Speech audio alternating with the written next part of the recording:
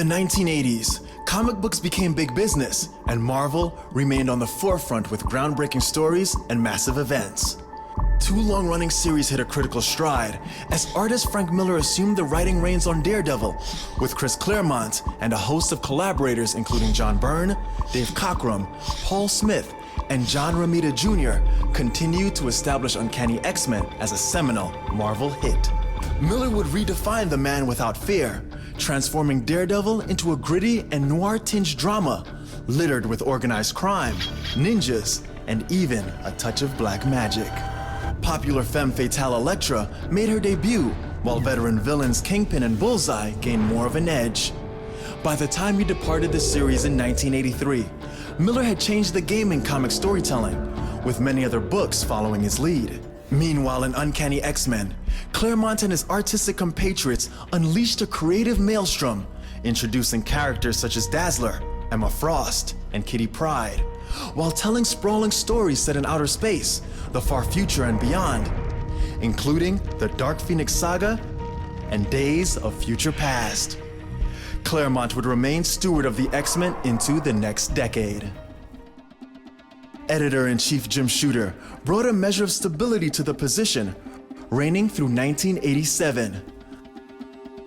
He would lead Marvel through a lucrative period and spearhead initiatives like the creator-owned Epic imprint and comics' first true event, the 12-issue Secret Wars.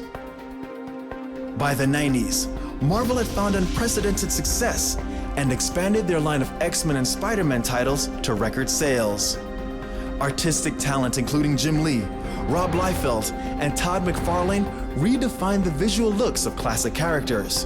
In 1991, on the strength of their success over the past decade, Marvel Entertainment went public and offered stock in the company for the first time.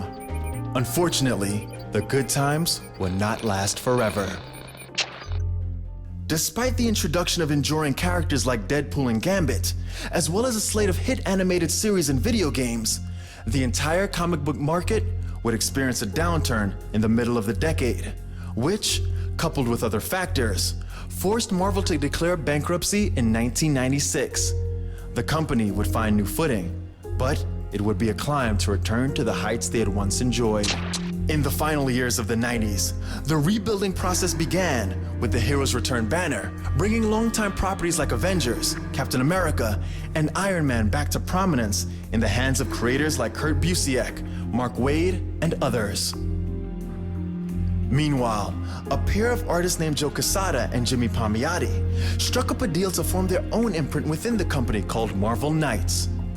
Handed underutilized characters such as the Black Panther and the Inhumans, the pair produced a mega hit with Daredevil, written by film director Kevin Smith and drawn by Quesada.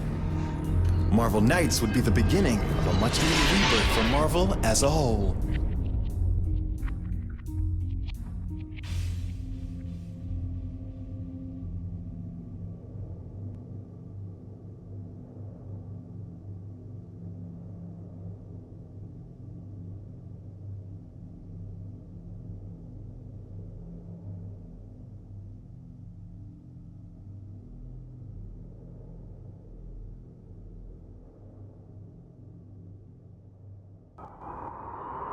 Marvel, your universe.